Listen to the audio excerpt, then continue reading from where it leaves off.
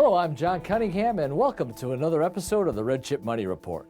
For those of you new to the show, RedChip is an investor relations, media, and research firm focused on emerging growth companies.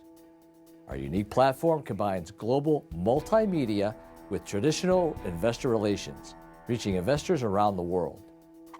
Today's show features interviews with executives of two public companies. First up, Genetic Technologies, stock symbol GENE on the NASDAQ.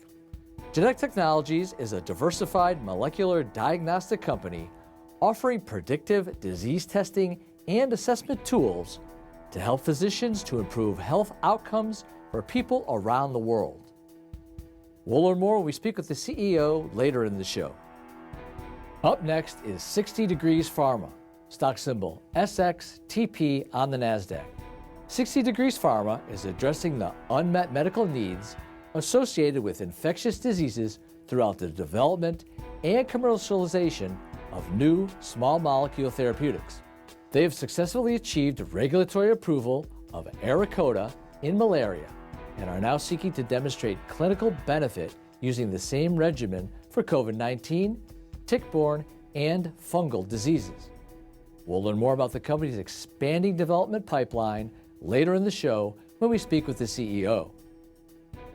Now, before we get to our first interview, our quote of the week, it comes from the book Small Stocks, Big Money.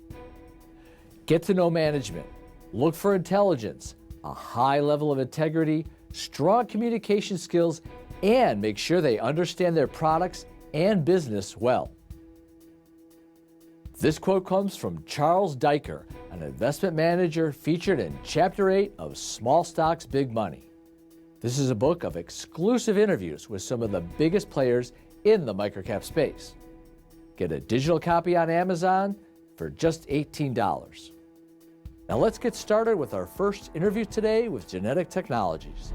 Hi, today we have Simon Morris, CEO of Genetic Technologies, which trades on the NASDAQ under the ticker symbol GENE. Simon, thanks for being with us once again. Thanks for having me, Craig. It's great to be here. We love having you. You recently reported commercial samples received for your gene type multi-risk test jumped 250% between the first and second quarters this year. What can you tell us about the test and its extraordinary growth? Well, it's a fantastic achievement for the team, and it's been a long time in the making. So we've spent the first 20 years investing so much effort in research and development and innovation. And the last 2 years, all of our energy has been spent on the commercialization and creating those pathways. And in the last couple of quarters, we've really started to see those physicians adopt those tests and bring them to market, hence the growth on the prior quarter. Now, I have to say, it's off a modest base, but it's absolutely fantastic to see those green shoots starting to really adopt. Sounds fascinating, Simon. Tell us, how big is the market opportunity for your gene type tests? Well, the addressable market for us, with the 9 different diseases that we have in the gene type test, we have 6 for oncology, 2 for cardiovascular, and 1 for metabolic disease, type 2 diabetes. The addressable market for us is enormous. So in the United States and in Australia alone, it's in the billions of dollars. So if you're 30 years of age or older, you're eligible to take this test and then understand your own individual risk of getting one of those serious diseases well before onset, so you can plan your surveillance with your doctors well in advance to drive that early detection. So the addressable market is absolutely huge for us going forward. You recently announced a planned pilot study with an employer group. What will success with this pilot program mean for the company moving forward? Yeah, we're having some fantastic conversations with payer groups, hospitals, insurance companies, and employers right across the United States and in Australia. What this means for the organisation is successful implementation of these pilot studies will lead to a brand new standard of care for individuals and really driving that early detection of that serious disease. And we know that early detection of serious disease will absolutely save lives. So it has an incredible opportunity to reshape the way precision medicine and preventative healthcare is absolutely delivered around the world. Let's talk about your business model now, Simon. How does Genetic Technologies make money? So we have 3 distinct selling channels. We have a business-to-business model, which focuses on the payers, the general practitioners, the physicians, the specialists, the insurers, and the payers. That's our business-to-business model, focusing on serious disease, focusing on the Genotype brand. We have a consumer-initiated panel there, where consumers can go online, they can buy the test, and the doctors or a telehealth function will deliver the reports and the results back to the patient. And we have a direct-to-consumer model, which focuses on our easyDNA and Affinity DNA brands. They are the three channels in which we operate. We also have licensing models, whether we in-license or out-license our tests. We have direct selling models, and we're moving into the reimbursement space down the track. So 3 distinct channels and 3 distinct revenue models for us, for our business going forward. You know, Simon, especially with microcap companies, investors want to get to know the management team. Introduce us to the genetic technologies team, please. You're absolutely right, Craig. The foundation of the success of this organization is absolutely built on the management team, starting with a supportive board that helps and get involved in developing the vision and the strategy of the organization, that then supports the team in building the right execution plan for us to achieve that vision. The executive team, my direct reports across the world, in the United States, our Director of Clinical and Scientific Affairs, Dr. Erica Spaeth. We have a Chief Medical Officer based in Connecticut, Dr. Joel Evans. We have our Chief Commercial Officer based in Sydney, Carl Stubbings, and our Chief Financial Officer and Company Secretary based in Melbourne here, Tony DiPietro. Those 4 critical stakeholders are absolutely pivotal in helping us achieve our execution plans. We've just put on a new marketing team in the United States as well, and a new marketing agency to help us execute the vision for us for the future about becoming leaders in preventative health and precision medicine. So the depth of talent in our organization in clinical, scientific, sales, and marketing is growing by the week, and we're really excited about the future of this organization. Now, in summary, Simon, give us the essential value proposition. Why should investors take an interest in genetic technologies right now? Well, the future of precision medicine is absolutely here right now. The Genotype risk assessment tests can improve the health of populations worldwide through early detection of serious disease.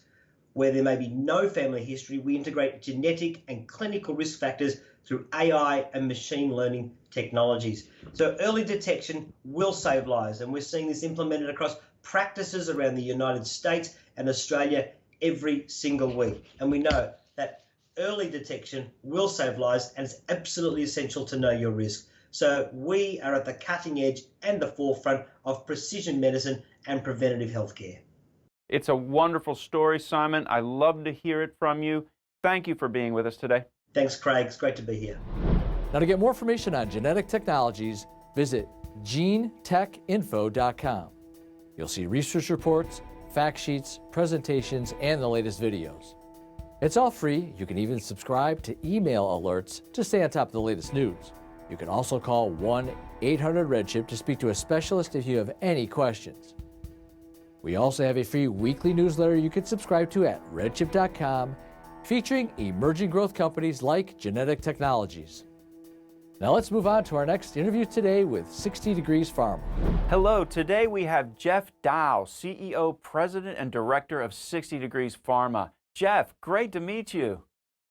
Craig, you too. Thanks for the opportunity to talk with you today. Jeff, please introduce to us 60 Degrees Pharma and its lead drug candidate, which is addressing that significant unmet need in COVID therapy.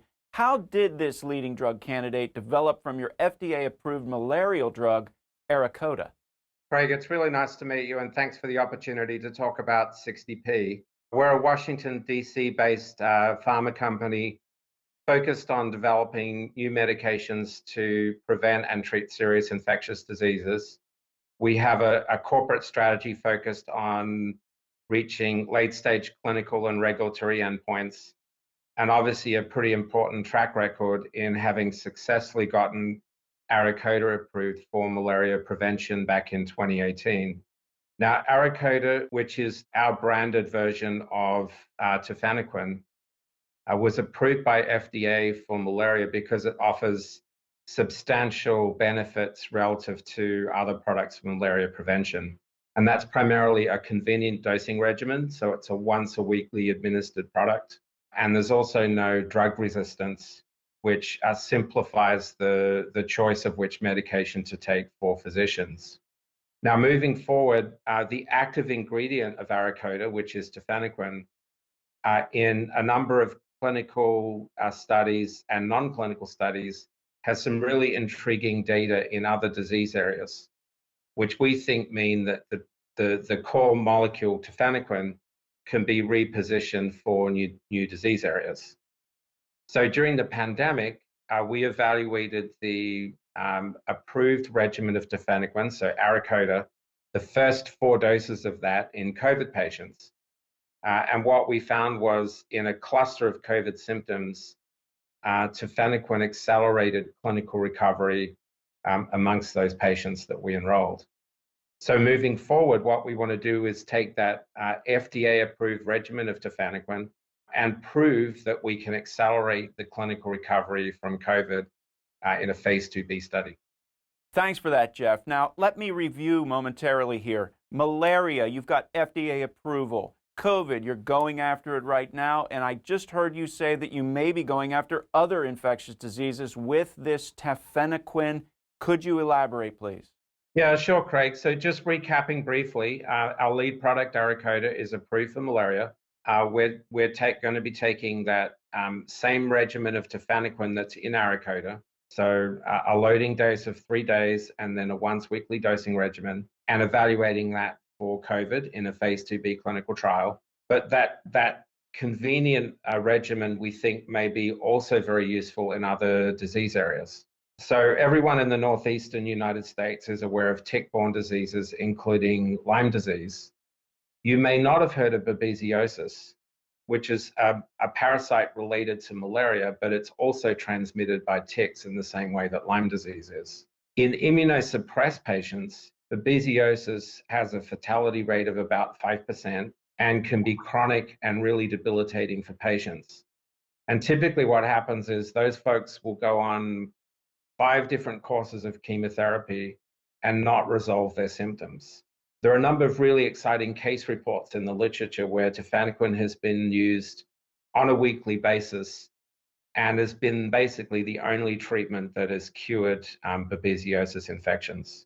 What we hope to do with collaborators in the northeastern United States in 2024 is conduct a phase 2a clinical trial in babesiosis patients to prove that tafenoquine may have or provide some clinical benefit to them.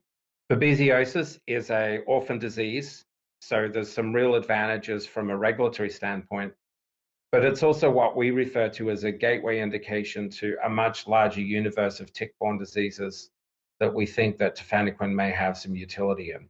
Separately from that, we're also focusing on candidiasis. You would have heard of Candida auris, which is a hospital-borne infection with a lot of drug resistance. We have some great non-clinical data that show that tafenoquine has an interesting mechanism of action and not any innate drug resistance associated with it. And that different mechanism of action, we think, may provide the opportunity for a clinical program around it in the future. The addressable markets for all of these infectious diseases that you aim to treat, do you have any idea on the size of them?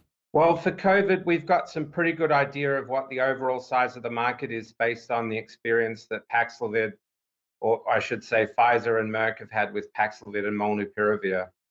We know that those 2 products had $12 billion in revenue in 2022, but the way the FDA wrote their labels, they're only really appropriate for treating about 75% of the US population, and that's high-risk folks.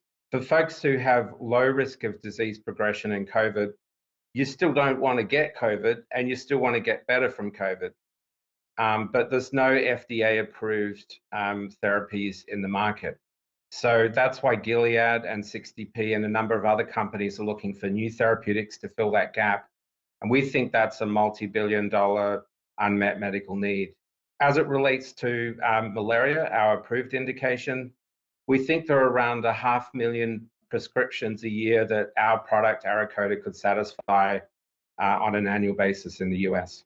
Jeff, talk to us about the data that suggests that the ARAKODA regimen of tafenoquine for COVID can accelerate recovery.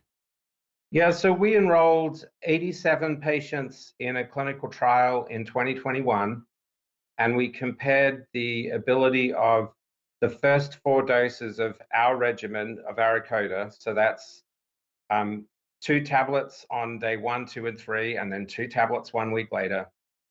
And what we saw was about a 2 to 2.5 day improvement in recovery from a cluster of COVID symptoms, and an overall suggestion from the data that the trend towards therapeutic benefit favored ARAKODA versus placebo.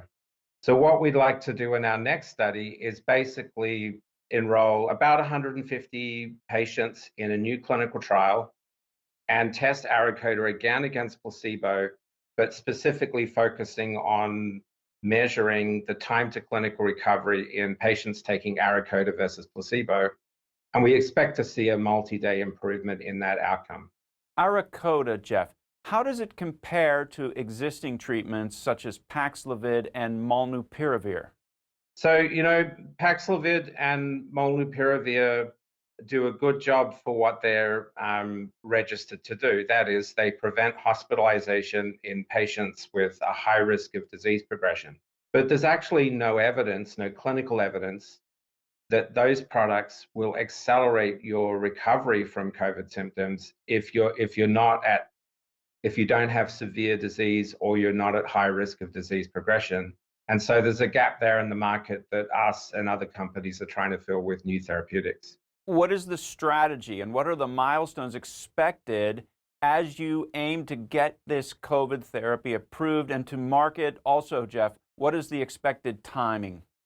So we'll be focused in 2023 on getting a phase 2b study up and running, and that will compare the approved regimen of ARAKODA for malaria, but testing to see whether that same regimen can accelerate the recovery from COVID symptoms in patients with mild to moderate disease who have a lower risk of disease progression. We hope to get that study started later in 2023, enrolling our first patients before the end of the year, with the goal of completing the study in 2024. Jeff, of course, you got ARAKODA approved for malaria in 2018 and to market in 2019. What important lessons did you learn in that process? I think it's really important to have a small, discipline-focused team with lots of subject matter expertise and passion for the product you're moving forward. My background is in basically 25 years of drug development in malaria. I'm an expert in this particular product, ARAKODA and tafenoquine, and I brought many years of experience as an Army contractor with this molecule specifically, and that subject matter expertise, and then just having a small, nimble, efficient corporate environment, I think allowed us to really focus and get the product across the line. Of course, you can't do that without funding. We had a lot of public support from the US Army, as well as backing from a Canadian pharma company, Knight Therapeutics, and a lot of room to just run with the project and make the decisions and calls we needed to make. And it was that combination of being given the space to do it, well-resourced, and subject matter expertise that got us across the line. Jeff, as we wrap up today, what is the essential value proposition? Why should investors take an interest in 60 Degrees Pharma right now?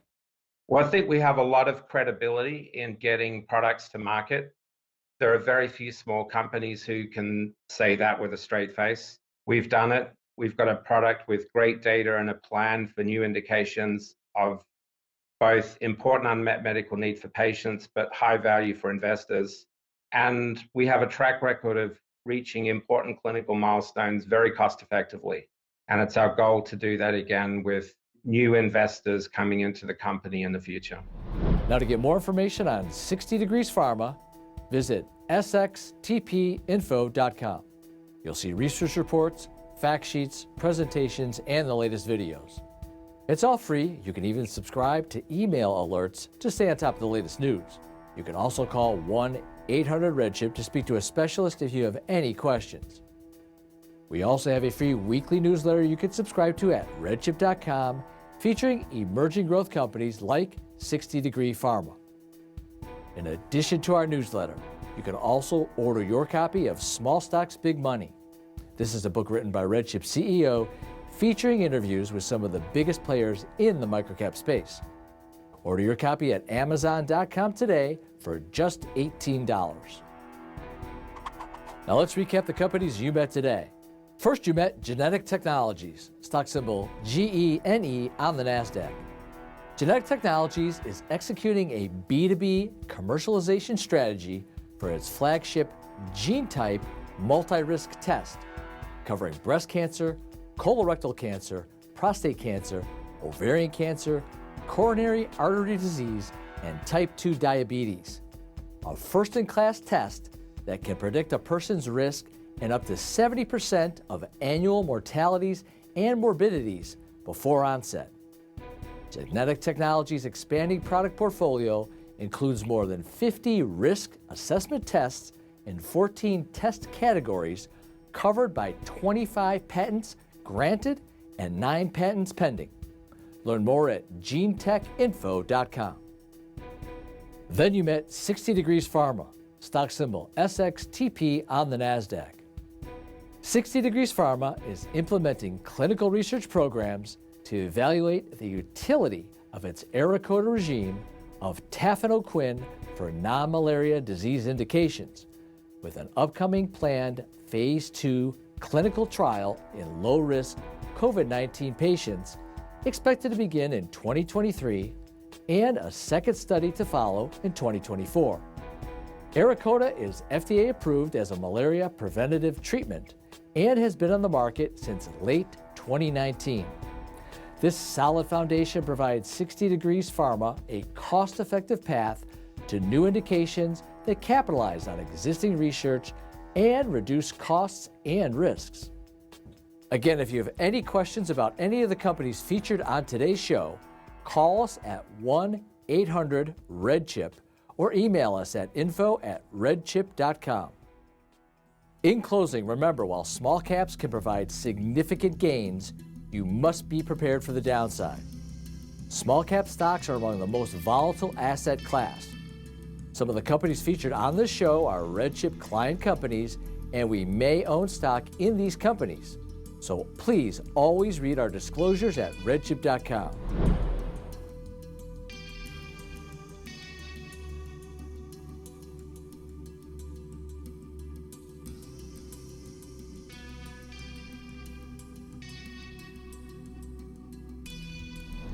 Hey there, I'm Jeff Dow, the CEO of 60 Degrees Pharmaceuticals. We're a Washington, D.C.-based pharma company focused on the development and commercialization of new products to treat and prevent severe infectious disease. In 2018, the company was very fortunate to secure the regulatory approval of ARAKODA for malaria prevention.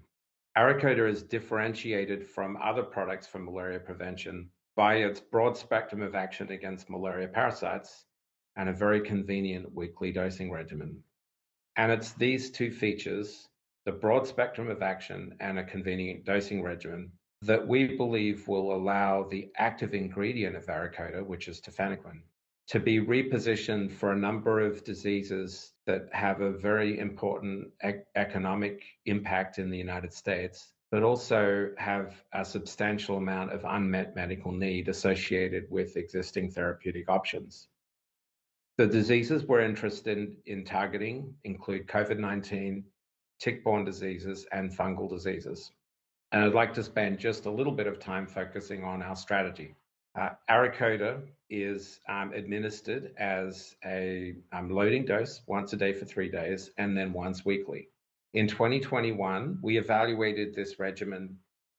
Moving forward, the company is going to be focused on a number of research programs to evaluate the potential utility of tafenoquine in COVID-19, tick-borne and fungal diseases.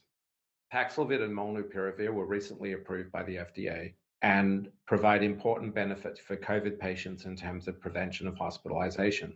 But what you may not know is that they're only approved for 75% of the US population, leaving 25% of folks without any option for FDA-approved oral therapeutics. The approved COVID therapeutics also don't accelerate recovery from COVID symptoms. And that's an important gap that companies like 60P and Gilead are trying to develop new therapeutics for. In 2021, we were very fortunate with US Army funding to be able to run a small phase 2A study in COVID patients, evaluating the first 4 doses of the FDA-approved regimen of tafenoquine for malaria as a potential COVID therapeutic. What we found was, in a cluster of COVID symptoms, the data suggests that tafenoquine had the ability to accelerate clinical recovery by 2 to 2.5 days, which is equivalent to the best data that's out there for other therapeutics in development for this indication. In 2023, following our upcoming IPO, assuming our phase 2B study is successful in 2023, we'll be conducting a confirmatory study in 2024. And then seeking marketing approval thereafter for COVID. It's this process, taking an advanced clinical asset, conducting a short, sharp, focused, and cost-effective development campaign to allow us to seek marketing approval for new and important indications that affect the lives of millions of people. That's the core business and value proposition at 60 Degrees Pharma. In the future, we hope to do the same thing with tick-borne diseases and fungal infections, and have a portfolio of products and approaches that we think will create value for investors and also meet the important unmet medical needs of patients in the future. We hope that you'll consider being an investor in 60 Degrees Pharma. If you'd like more information, you can go to our website at www.60degreespharma.com